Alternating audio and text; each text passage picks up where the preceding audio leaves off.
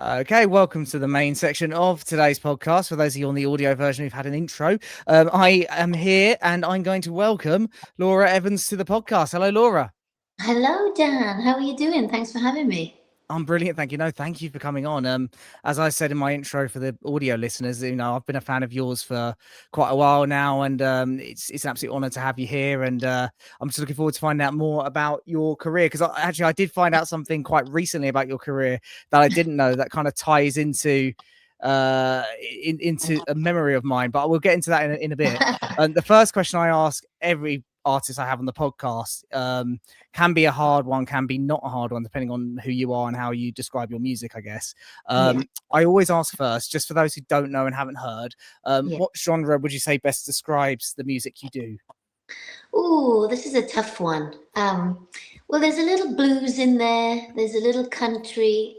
Singer-songwriter. So I guess it would fall under Americana, but it's quite a broad spectrum of music. I think my stuff.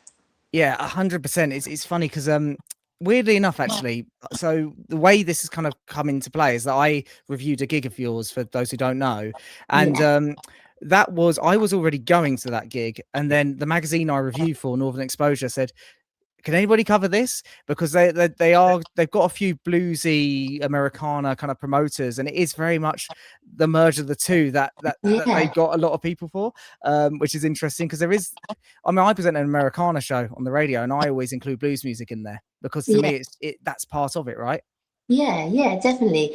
It's hard, isn't it, to be put into a box? But definitely over the last 4 years, I've blended a lot of genres. So it's definitely blues influenced. Obviously, there's a little country in there because of my voice still. But yeah, I think you have to put it in an Americana box if you had it. If you had to put it in a box, it's an umbrella genre, I guess, isn't it? That's how I've always termed it. It's an umbrella for loads of subgenres, I guess, isn't it? Yeah, definitely. Yeah. You have a very interesting career, so I really want to do the chronological thing like I normally do for yourself because I think there's so much we can talk about here. What were you first sounds you were hearing in the household growing up? What were the first sounds that were just coming into Laura Evans's head? A lot of soul, pop, and country. I listened to lots of Mariah Carey as a kid, and Motown stuff, Michael Jackson, Stevie Wonder.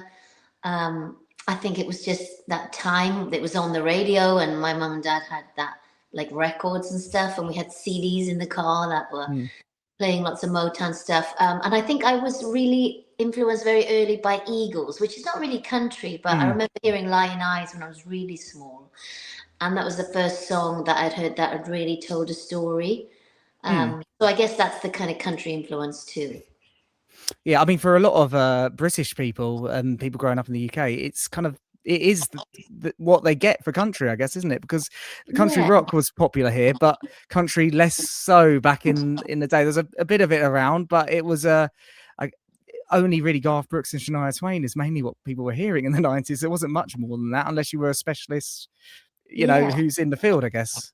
Yeah, I think you had to kind of go find it. Once you discovered it, for me, I learned and discovered about loads of artists. Like I remember that big hit by Leanne Rimes crossing over to the UK, How Do I Live? That was like a pop country hit, wasn't it?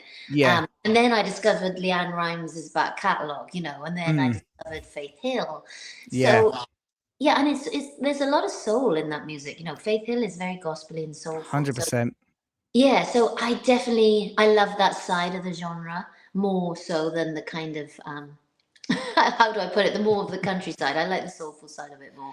So when did you then start not only finding your own music, but also when did you start becoming a musician? I ask this question now, as in thinking chronologically, most people, they're a teenager, but it might be different for you. So you can feel free to tell me I'm wrong.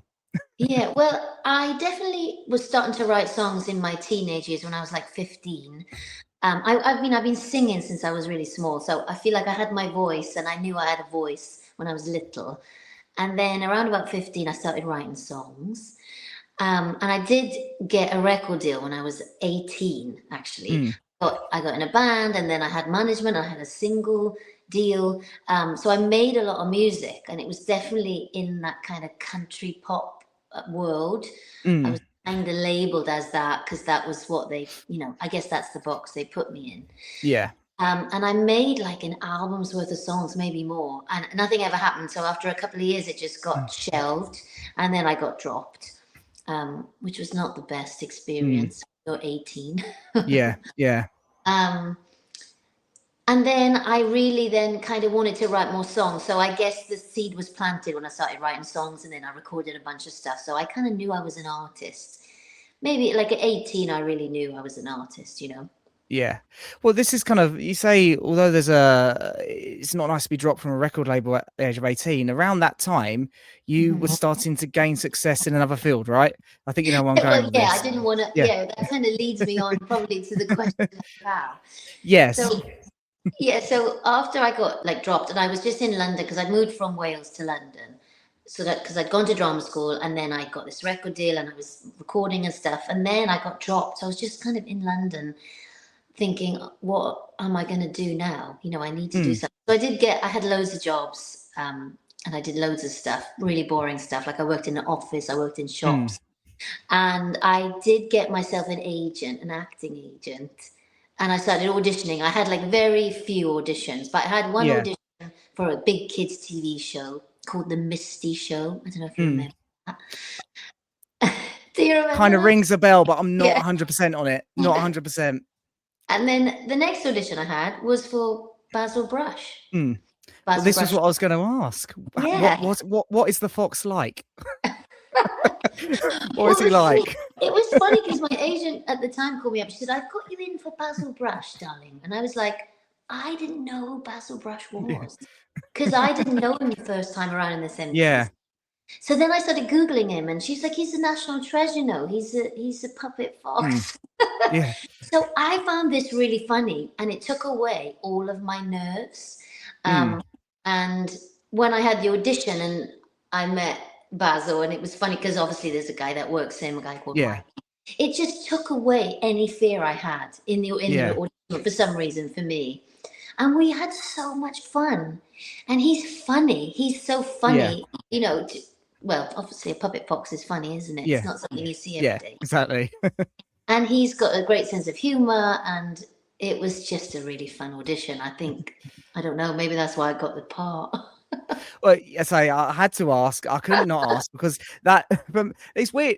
This I find really weird saying because we actually aren't that far apart in age at all. But No. I was still young enough to watch that. But you were also old enough to star in it, which is really weird. It's kind of like that weird gap where there's a I know. hinterland area, but we really actually aren't that far in age, which I find really bizarre. But I I had know. to ask because I saw it on your social media and I thought, oh yeah, it was Yeah. Laura. And bear in mind, I was like, okay, fair enough. She was in Basil Brush. There we go. She was Madison in Basil Brush. Anyway, I had to ask. We'll move on. So right, what happens then? So music wise, what then happens? How do you transition from that to going back into music and getting to where you are now, effectively? Because I know that you have released music about a decade ago, didn't you? And then now we've got the two more recent albums here Yeah. now, which Yeah.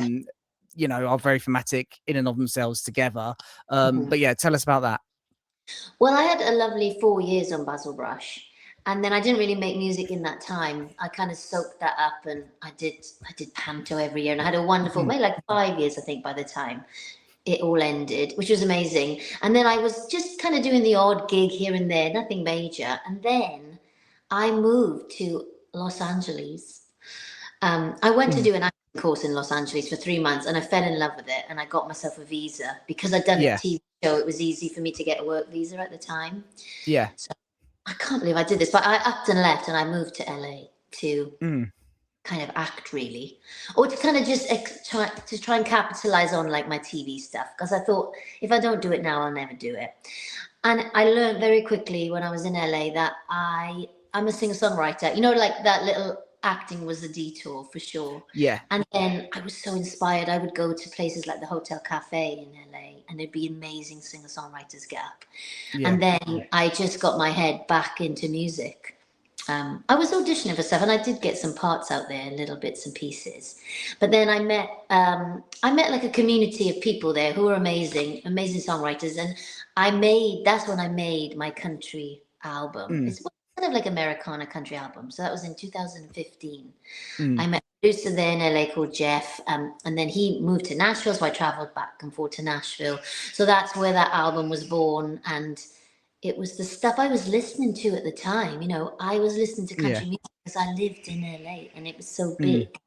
yeah. Um, so yeah, I released an album back then. Remember When it was called.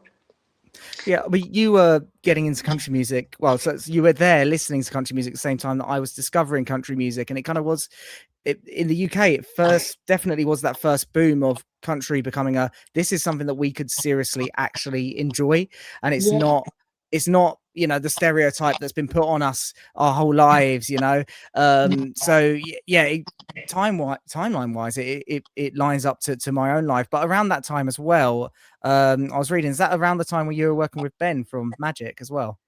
Oh yeah, because LA is like a melting pot of them. Yeah, Everyone's really good at what they do. Everyone travels to LA, so it's like a hub. And I'd met Ben. I don't know how, through a friend. He was a musician, and we wrote a song together. And then he was in this band. He's like, "Oh, I've got this band." And the next thing, they just blew up. So they were a band called yeah. Magic, and they had a huge hit called "Rude." Mm, And it was like one day we were sitting in the studio writing songs, and the next day Ben was just like everywhere with yeah, Magic. They just yeah. totally blew up. So that was cool that I got to write songs with him at that time. And actually, I wrote a song with him quite recently for some of my newer stuff. So we still write. Mm. Yeah, I mean, he's a phenomenally talented person, isn't he? I mean, they're phenomenally good band, to be honest, aren't they? Yeah. They were an Yeah, amazing band, and at that time there was nothing else quite like them. So it was yeah, like a magical time that they blew up, and it was fun to watch. yeah. Yeah, It was a nice break from the R&B dominated charts, I think, as well for people. That I think that was a yeah, nice break from or not break, something new, a new sound yeah, around, I guess. How do we get then to the two latest albums? Because I feel like, to me, when I listen to them, they do feel almost like to me, you can tell me I'm wrong, it feels like a part one, part two to me. And I don't know why, I it love just that. does. And yeah, 2022, 2025, how do we get here? State of Yeah. Mind and Out of the Dark. Well, so when I came, I eventually moved back to the UK, and I feel like UK country was kind of blowing up a bit. Mm, And no matter what I did, no matter what, I think I didn't release much. I released one ballad, and I just had a moment one day where I thought, I've got to do something different because I didn't want to just make country music. I made this Remember When album and lived in Americana. I was a bit like I wanted to explore my soulful side and my bluesy side and just explore all the genres that I loved growing up. So that's what I did, and I decided to just go out on a limb really and make mm, something a bit different, which I don't think people expected from me, because it's kind of rocky, isn't it, and bluesy yeah. compared to that stuff. Yeah. So then I was introduced to a producer here in Plymouth called Josiah, who was very rocky, and we made that State of Mind album, Mm, and it was the first time I'd got on an editorial Spotify playlist. I got on mm. an Apple playlist. It was a bit like I pivoted in this kind of new genre, and I started to have some success, Mm, and it felt really good and yeah, rewarding. I hadn't quite broken through at all, and there was a lot of people doing well, in the UK. And then I finally felt like I created this little lane for myself, I guess. yeah, So yeah, yeah, and then the kind of after that, I was excited because I was like, I can make anything. I can make them. If I want to go in and write a big bluesy song or a soulful song, I can do it. So then, when I came to work on Out of the Dark, the second album, I worked with a new producer and a couple of new producers because I wanted to mix it up, and I always find working with somebody new just opens up my inspiration. mm, I didn't want it to sound the same as State of Mind. I wanted to open doors, and I also wanted to move a little bit more mainstream and try and get on radio too, which yeah, was like a goal that I managed to tick off. And it was amazing. So I feel like I set myself some goals, and it was hard though to kind of step out of my comfort zone and make yeah. make part two, I guess. But yeah, but it was so fun. Yeah, I mean, I adore these albums. I think Out of the Dark is your best work yet, by the way, as well. So I do want to say that. So I'll congratulate you on that album, because it's, well, on both of them, but that album specifically is just phenomenal to me. I think it's wonderful. I should really get copies of albums out and show them on the screen to people when I've actually got copies of them. I've got them over there in my record boxes. But yeah, no, it's a phenomenal album, and I want to speak to you about some of the songs specifically as well. But first of all, can you let me know, in terms of both these pieces of work, because to me, as I say, I feel like there's almost a part 1 and 2, but you may not think the same, but what kind of themes do you find that you have been writing about on these records? Is there anything that kind of runs through them, or is it all just very much individual themes in each song? No, definitely. There's definitely a theme, I think, on State of Mind, because there's a lot of songs on there that are about heartbreak and overcoming heartbreak and kind of empowerment. And in that time, like between when I moved back from LA to the UK, that time, I guess I had a lot of heartbreak, which, and I wrote a lot of songs. Like they just flowed out. And in lockdown, I wrote loads of songs as well. And so, yeah, that State of Mind is all heartbreak songs. I don't think there's anything happy on there, to be honest. But I mean, they're empowerment songs. Like I'm all right. Like I'm okay. Like I'm heartbroken, but I'm okay. Yeah. And then in between the albums, I got married. So when I wanted to write the second album, a lot of happier songs started coming out, and they're actually the hardest ones to write because I didn't want them to be cheesy. And ironically, the big one, Honest, is the heartbreak song, but it's kind of a happy heartbreak song. Yeah. So I would definitely say that the second album is happier, and there's a lot of love songs on there. There's a lot of songs about like I got married and meeting my person and all that. So yeah. I guess that's probably where the part 1 and 2 comes from in my head, I guess, because you've got those distinctive parts, and there's almost a happy ending to this chapter of the Laura Evans story, isn't there? Yeah, and I don't subconsciously, or maybe I've worded that wrong. I guess I subconsciously do write like that, but I don't know what's happening at the time. Like, and I didn't have a theme. I didn't think, oh, I'm going to call my album Out of the Dark and then write all these songs. I just wrote all these songs, and then I decided it's going to be called Out of the Dark. And that's how it works. Yeah, but some people do have concept albums, and they decide first. For me, the songs come first, and they decide what the album's going to be. The concept in my head gets put on retrospectively there, doesn't it? You're just you can only write from your own life. So if you're writing from what's there and happening, I guess the story is the real life story, isn't it? Yeah. And it's hard to think about stuff you want to write about all the time. But I'm working with a lovely new producer at the moment. And I said, God, I'm running out of things to write about. And then he said something quite profound to me. He said, no matter what you're feeling in this moment, no matter what it is, he said, it's worth writing about. Yeah. And that kind of freed me, because I thought, oh yeah, I can just write about anything. And then as soon as you open that door, lots of things come to you, because you think, well, I'm feeling this and I think this. And then inspiration comes. Yeah, exactly. No, 100%. It's about taking the moment and just riding with it, I guess, isn't it? Yeah. Well, let's talk about some of the songs now then. I've picked a couple of my favorites, and I also want to speak about the new single that you've only just put out as well. But let's talk about ATM first, because I love this song. Can you let the audience know more about it and what it all means, what it's about, etc., if you're happy to do so? Yeah, sure. I reached out to an amazing songwriter. He's called Samuel Jack. I think we got connected through someone, and he's had a huge hit, viral hits in the past. So I was quite brave. I was like, should we write a song? Yeah. And luckily he agreed, and we got together with his producer Patch, and we had loads of ideas. And he said, God, you've got an Elle King vibe about you. We should write something like X's and O's. And I was like, that's cool. Yeah, let's do that. And then we started talking about stuff. And I don't know, I think I might have told some stories about LA maybe, and who I'd met. And then that kind of became the story of the song. And just wrote this sassy song about someone dating, a rich guy, and then breaking up on bad terms. And it's kind of like an empowerment song, but all those elements, it was very visual. We kept seeing like Ferraris and roses. Yeah. And then when the chorus is all that money, Sam was like, we should just call it ATM, like double meaning, ATM. And I was like, it took a while for me for the penny to drop. I was like, oh yeah, are you sure? And then I was like, oh yeah, of course we should call it ATM. Yeah. So, but they were amazing to work with, and we wrote the song really quick in just a couple of hours, and then it's great.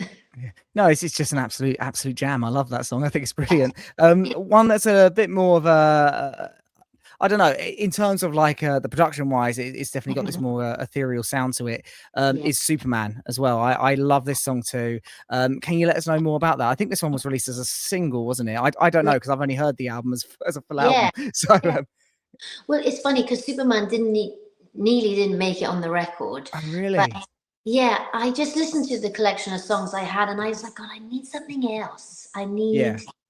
I don't know why. I just needed a different kind of sound. And I'd been listening to a song by, oh gosh, wait for it, Niall Horan. He's got a song called Slow Hands. And for some reason, this kept coming on my Spotify. And I was like, this is a jam. So I messaged my producer, Ian. I said, have a listen to this. And then we had a chat on the phone and he came up with some chord structure things. And he said, I'll just send you what I've done with a beat, whatever. And if you come up with something, you come up with something. If you don't, we'll just leave it. And then I sat in my kitchen one Tuesday afternoon and I just wrote this song called Superman. And then I recorded it on my phone and I sent it to Ian. I said, is this good? Like, was this a bit cheesy? And he's like, I think this is great. I said, okay, I'm coming up next week and we're going to finish it. So then, I had a verse and a chorus. And then, we wrote the bridge when I got there. And then I was like, this is going on the album. It has to go on.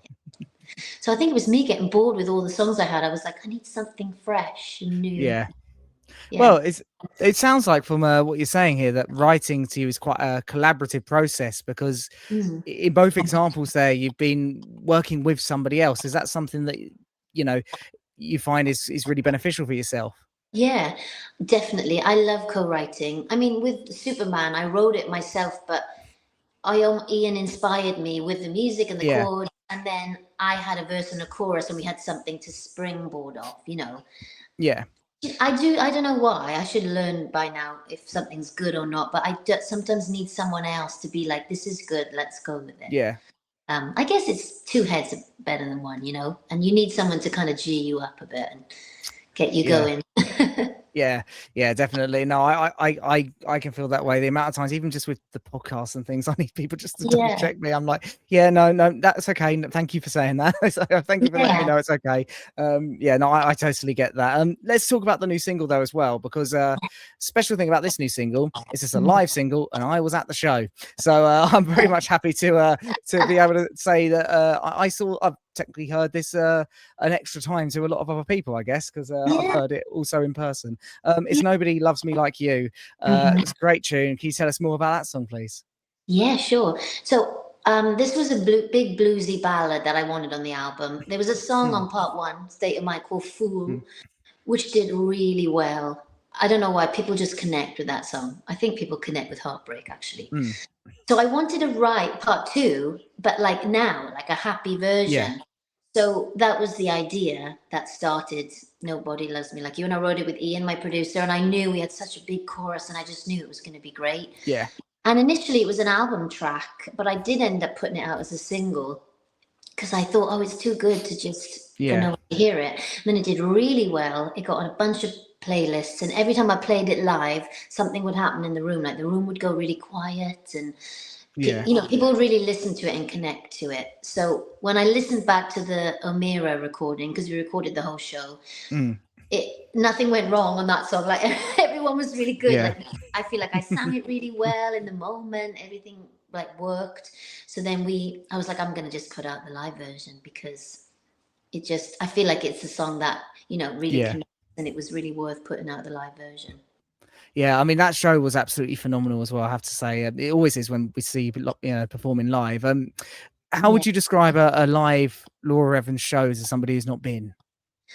Gosh, I loved that Omera show. I feel like there was something magical that night. It was like the space, the venue, the vibe. I feel like all the crowd, all my fans were like there and they knew all the songs. So that's the perfect crowd for me. Yeah. But I feel like you know this because you've been to my shows. I tell a lot of stories, and it's not. I don't just sing. You get behind the scenes. We have a laugh, and I feel like it's very.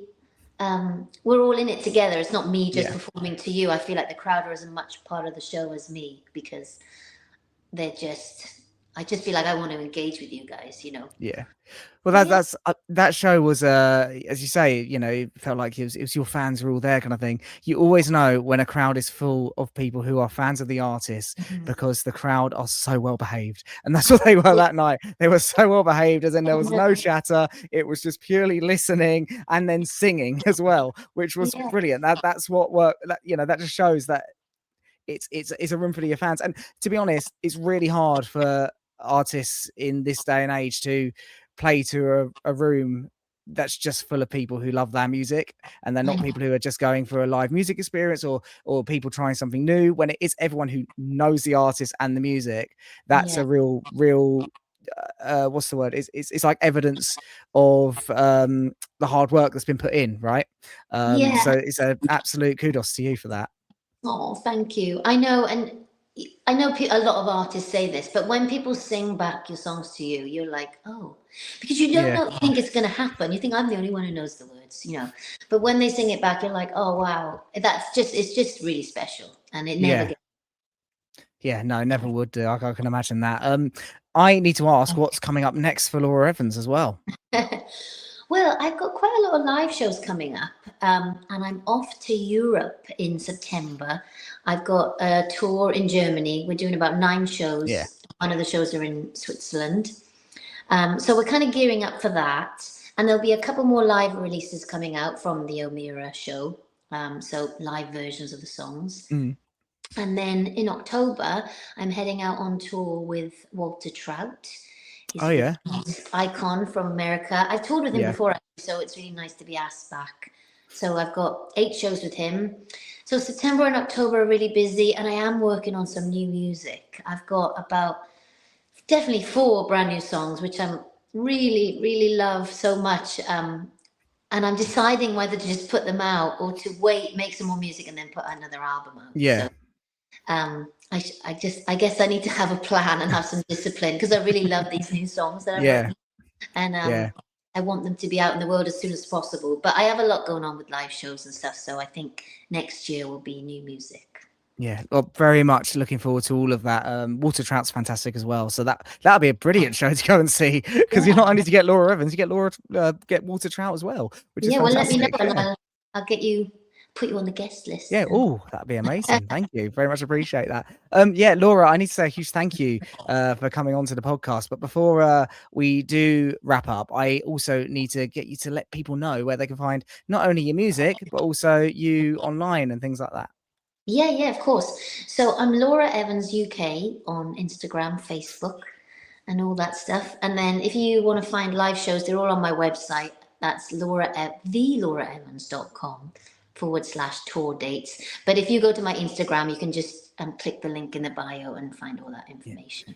I'll put loads of links and stuff in the description below for people as well. Makes it really easy to go and find it. But yeah, Laura, we'll wrap up quickly after the recording. But I just want to say a huge thank you for coming onto the podcast. It's been absolutely amazing to chat to you as a fan, as it always is when I speak to an artist who I previously know about and I enjoy their music. So thank you so much for coming on. It's been absolutely wonderful. Oh, thank you, Dan, and thank you for having me, and thanks for listening to all my music. No problem at all. It's my pleasure. My pleasure.